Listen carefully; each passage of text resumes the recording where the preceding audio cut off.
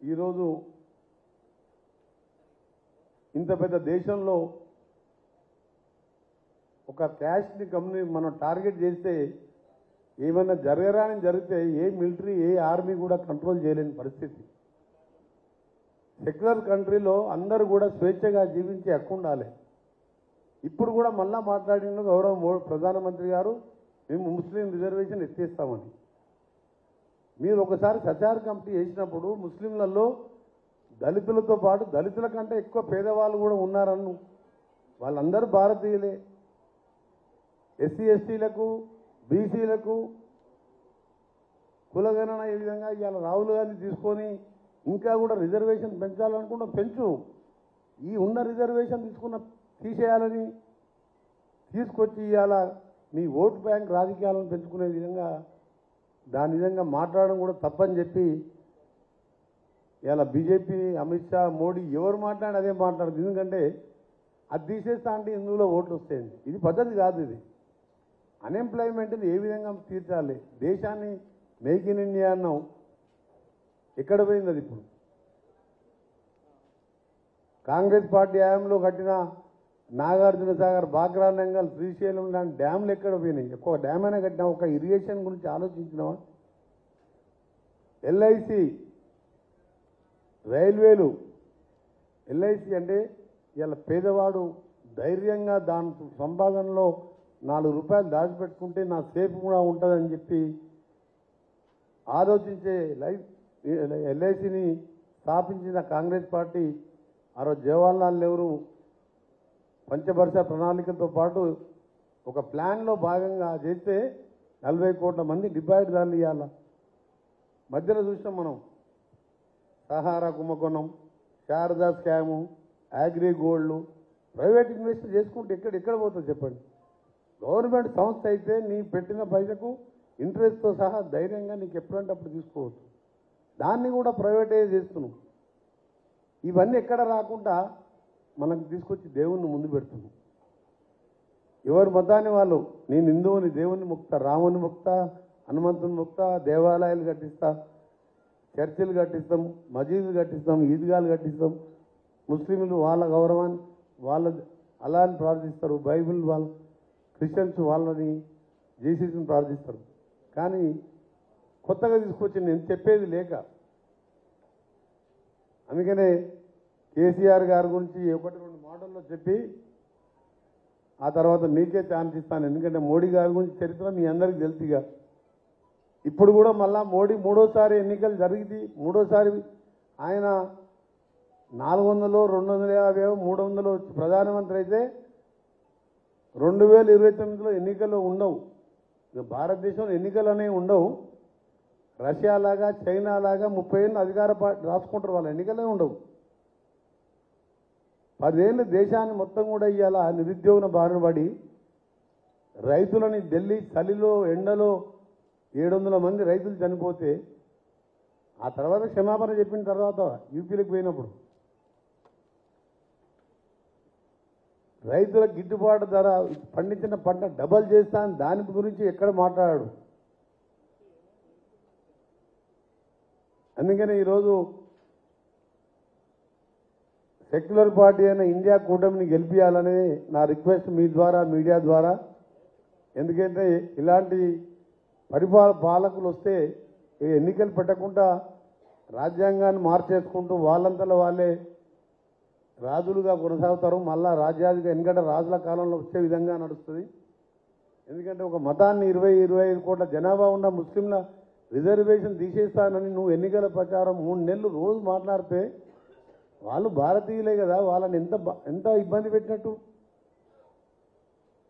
వేరే వాళ్ళకి చెయ్యి అవసరం, దాని గురించి మాకు అభ్యంతరం లేదు.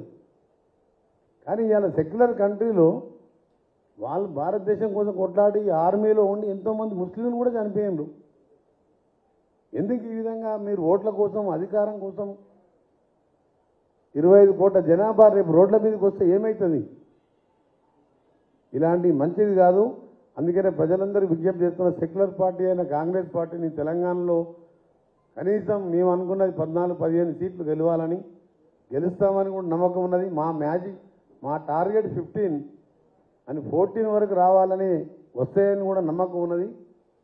బీజేపీ మీద నమ్మకమైంది. బీఆర్ఎస్ పార్టీని 10 ఏళ్ళు ఇక్కడ చూసినాం. అసలు కేసీఆర్ గారికి ఎంత పెద్ద శిక్ష విధించినా తప్పు లేదు. అది ఏ శిక్షణ కానివ్వండి. 2001లో మేము అప్పుడు మొదటిసారి శాసనసభ 99లో కొండా లక్ష్మణ్ బాబూజీ వారి ట్యాంక్ బండ్ దగ్గర ఆఫీస్ ఓపెన్ చేసినప్పుడు జలదృశ్యంలో పార్టీ పెట్టినప్పటికెళ్ళి మొదలుపెట్టి తెలంగాణ వచ్చి ఆయన ముఖ్యమంత్రి 13 ఏళ్లలో ఒక 10-20 లక్షల సార్లు దళితుడు తొలి ముఖ్యమంత్రి, ఒకవేళ చేయకపోతే నా తల తీసుకుంటా, కేసీఆర్ మాట అంటే మాట మీద ఉండే మట్టి అని కొన్ని లక్షల సార్లు అన్నాడు. బహుశా అన్ని అబద్ధాలు ప్రపంచంలో గతంలో ఎవరు మాట్లాడకుండొచ్చు, ఇక ముందు కూడా ఎవరు మాట్లాడరు. అన్నిసార్లు అన్నప్పుడు ఎవరైనా సరే రాజకీయ నాయకుడు ఆ మాట మీద ఉండాలి కదా. ఫస్ట్ టైం ఏమన్నాడు, అరే పరిపాలన అధికారం లేకుండా ఎట్లా, నేను కొంచెం సెటరైట్ చేస్తా, సెటరైట్ చేసిన తర్వాత మొత్తం నీళ్ళు లైన్లో పెడతా అని చెప్పి కొన్ని రోజులు ఉంటా ముఖ్యమంత్రి అని ఏదో అప్పుడు తప్పించుకున్నాడు. మీ ఎవరేం కూడా ఇట్లా ఎంటబడలేదు, దళితులు ఎంటబడలేదు, దళితులు 3 ఎకరాలు అన్నాడు. సరే ఆయన హామీలన్నీ మీకు తెలుసు, మీరు రోజు చూస్తూనే ఉన్నాం. రెండవసారి ఇచ్చినా అంటే రెండవసారి ఇయ్యలే. మొదటిసారి దళితులలో మాల వర్గానికి మంత్రివర్గంలో ఛాన్స్ లేదు, మహిళలకు ఇయ్యలే ఫస్ట్ 5 ఏళ్ళు. రెండోసారి మాదిగలకు అవకాశం ఇవ్వాలి 5 ఏళ్ళు. అందుకనే ఈరోజు ఆయన అహంకారం, అవినీతి, కాళేశ్వరం నుంచి లిక్కర్ దాకా ధరణి పేరు మీద 1000 ఎకరాలు తీసుకొని ఇవాళ వాళ్ళ ఇంట్లో ఆయన బంధువులు ఎవ్వరు కూడా 5-10 వేల కోట్లకు తక్కువ లేడు. సంతోష్ రావు అనే బినామీల పేరు మీద టానిక్ వైన్ షాప్ పెడితే కూడా 5-6 వేల కోట్లు సంపాదించిండు. ఒక్క లైసెన్స్ మీద 10 షాపులు నడిపించిండు. ఒక ఎంఆర్పి రేట్ 10,000 ఉంటే 50,000కు లక్షకు అమ్ముతాడు అన్న. ఆ బ్రాండ్లు ఎక్కడకు దొరకవది మళ్ళా. అంటే ఏ స్కామ్ వదిలిపెట్టలే. అందుకని అలాంటి అవినీతి పరుకి కాంగ్రెస్ పార్టీ కార్యకర్తలు నిజంగా వాళ్ళకి సల్యూట్ చేయాలి. ఒక సీనియర్ కాంగ్రెస్ నాయకునిగా 10 ఏళ్ళు ఎన్ని కష్టాలు అనుభవించిండు. మా ఎమ్మెల్యేలు అమ్ముడు పోయినా,